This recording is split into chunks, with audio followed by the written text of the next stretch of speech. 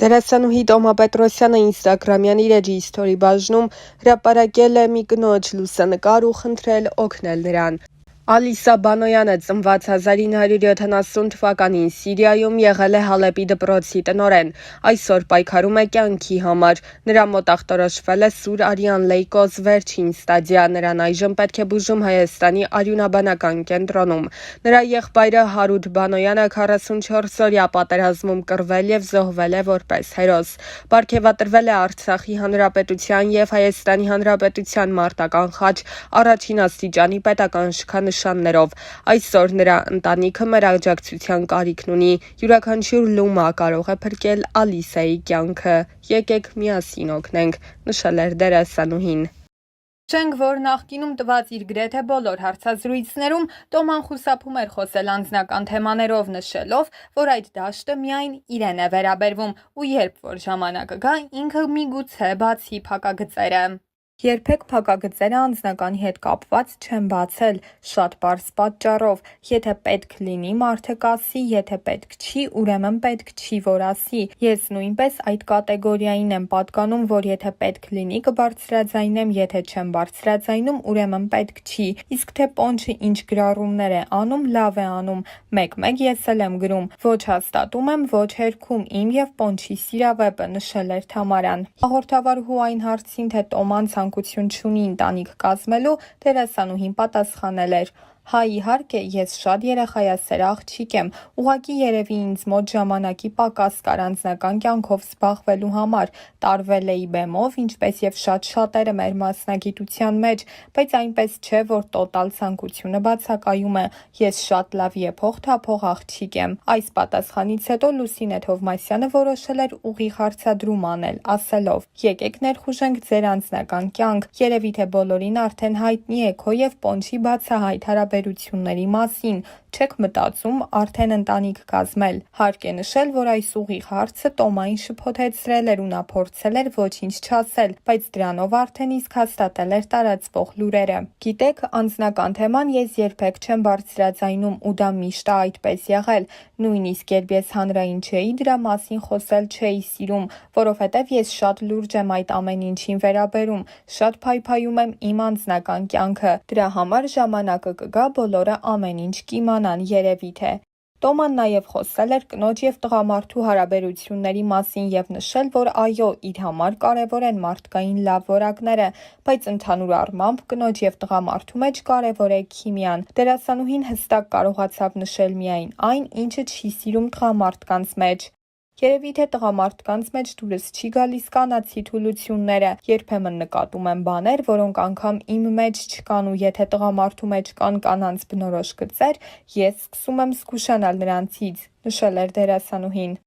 Իր վերջին հարցազրույցի ժամանակ Թամարա Պետրոսյանը անդրադարձել էր նաև Արցախում ստեղծված իրավիճակին եւ անդրադառնալով հարցին, թե արդյոք դժվար չէր Արցախի բլոկադայի հենց առաջին օրերից բեմ բարձրանալ, Տոման նշել էր, որ ինքը այլ տարբերակ չի ունեցել։ Որպես օրինակ, եկեք վերցնենք հակառակ տարբերակը։ Չենք հաղթահարում, ընկնում ենք ընկճախտի մեջ, բեմ չենք բարձրանում, չենք աշխատում եւ ինչ ենք անում դրա փոխարեն։ Երբ չես հաղթահարում եւ ապաթիայի մեջ ես ընկնում, դա քո պարտության սկիզբն է։ Իսկ ես չեմ ուզում պարտվել, ես չեմ ուզում հանձնվել։ Եթե ես իմանամ, որ չանեմ այդ ամեն ինչը, այնտեղ ամեն ինչ բացվելու է, ես կլինեմ առաջինը։ Ես երբ զանգում եմ Ստեփանակերտ, այնտեղից միշտ այնպիսի պատասխաններ են հնչում, որ ես միանգամից հավաքվում եմ։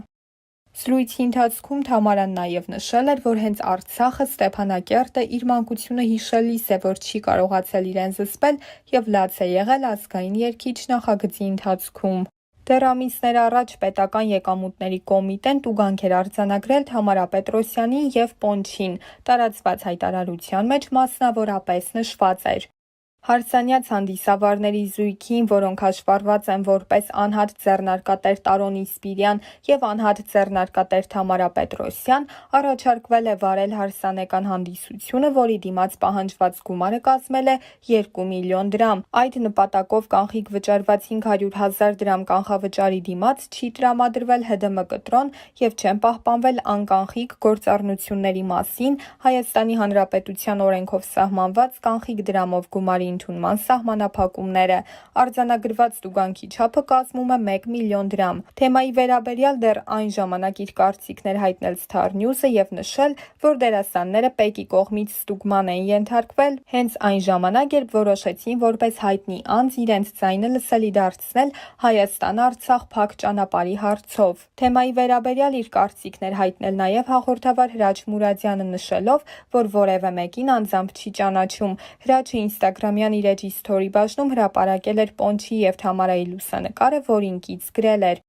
Ազատ խոսքի գինը էս երեխեքը հենց հիմա վայելում են։ Հարցազրույցի ընթացքում Տոման անդրադարձել էր նաև այս թեմային եւ պատասխանելով հարցին, թե արդյոք այդ դեպքը դիտավորություն էր, Տոման պատասխանել էր, որ ինքը հստակ որևէ բան չի կարող ասել, սակայն դա պատահականության նման էլ չէր եւ ինքը չի ցանկանում այլևս խոսել այդ թեմայով։ Վերջին շրջանում բավականին շատ էին քննարկումները նաև Թամարա Պետրոսյանի եւ Սևակ Ամրոյանի հարաբերությունների մասին։ Ազգային երգիչ երաժշտական նախագծում շոուն ապահովելու համար Թամարա Պետրոսյանը հաճախ էր հումորներ անում Սևակ Ամրոյանի եւ իր հարաբերությունների հետ կապված։ Եվ այս թեմային անդրադառնալիս Թամարան նշել էր, որ Սևակը գիտի, թե ինքը ինչ հումորով անձնավորություն է եւ լավ է, որ Սևակը եւ նրա կինը Քրիստինան նույնպես հումորով են վերաբերվել ստեղծված իրավիճակին։ Նշել էր Թամարան։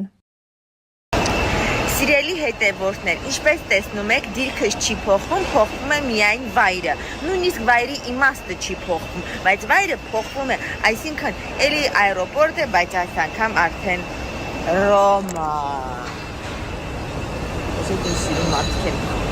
քնած։ Երբ չխանգարենք Մարսելի ճանապարհը դժվար է, երկար, դպրոցի պես։ Քիչ մնաց գալիս եմ։ Այլու ժողովուրդ ջան, ես հիմա գտնվում եմ Հռոմում, այսինքն Օյլոպորտում, ու ահա որ գլուխս ցավում է, որովհետև ինքնաթիռում կային վրացիներ, արա այդ իշքանը խոսում, ու ամենաներվայնացնողն է, որ բան չես հասկանում, արա, սեցի ցամպի ցակի ցանցի, հոնցի ցանցի ֆանցի ցանցի, արա թողեք հանգստանանք։ Et voilà les fleurs, les légumes. Et encore fromage. Ça c'est bazar.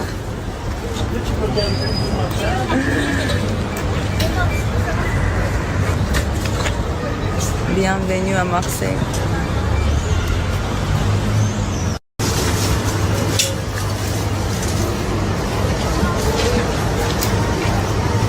Ես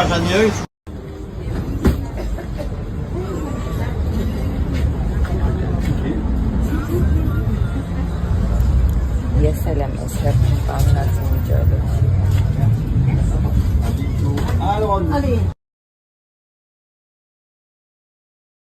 और देखिए पवन सिंह इस वक्त क्या बोल रहे हैं, सुन लेते हैं।